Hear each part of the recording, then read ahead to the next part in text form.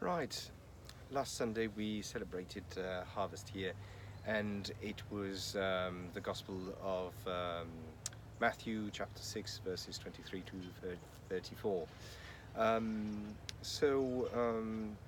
A parable that is well known about Jesus, asking us not to worry about tomorrow, not to worry about what we are going to eat or what we are going to wear, and comparing with the birds in the fields that neither sow nor reap but are fed by God, and comparing the lilies of the field that are more beautiful than Solomon in his all his glory.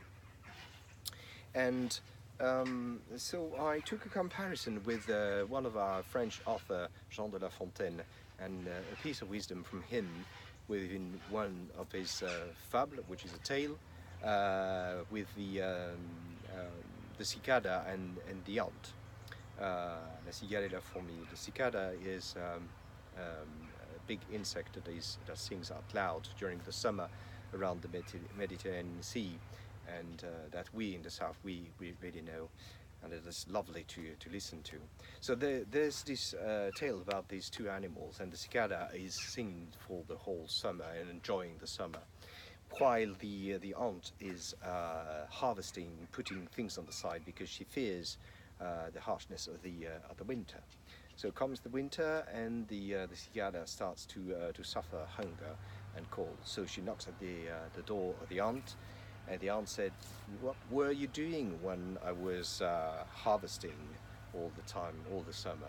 And she said, "I was singing." So, okay, you were singing, so now dance. And she closed the door.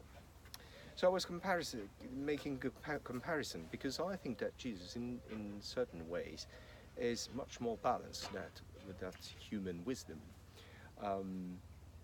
Because if you pay attention about this story of the cicada and the ant, the cicada is made a mistake.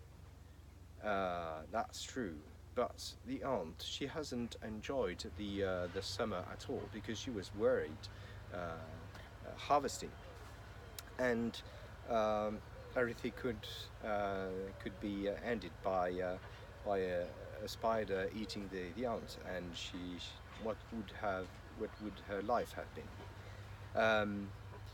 So, and also her reaction towards the cicada, who was a fool and who made a mistake, is not Christian at all, but because she's just not shutting the door in front of her face, and she doesn't feed the poor. Whereas Jesus is not actually in the text. He's not say, "Do not worry about the future." He says, "Do not worry with anxiety with the future," which means the future is still important. You have got to prepare it, but you've got to know that the focus should be on the day, on the task of the day. And one of the major tasks of the day is feeding the poor. So feeding the poor is not for tomorrow, but is for today. Amen.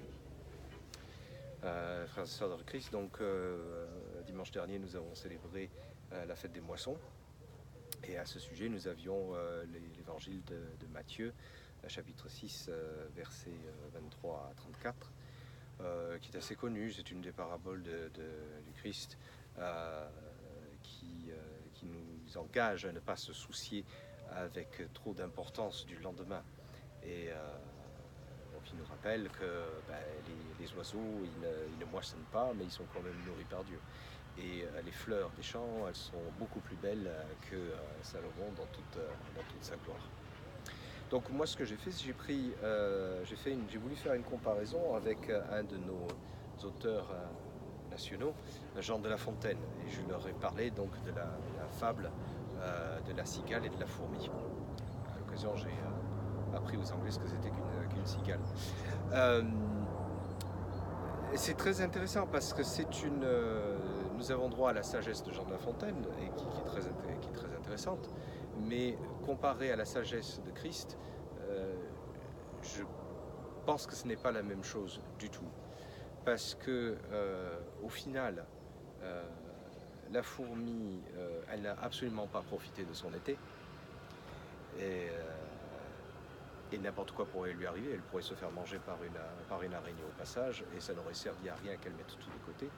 Et d'autre part, vis-à-vis de cette cigale qui a absolument pas de tête et qui aurait mieux fait de mettre des choses de côté, elle n'a aucune compassion.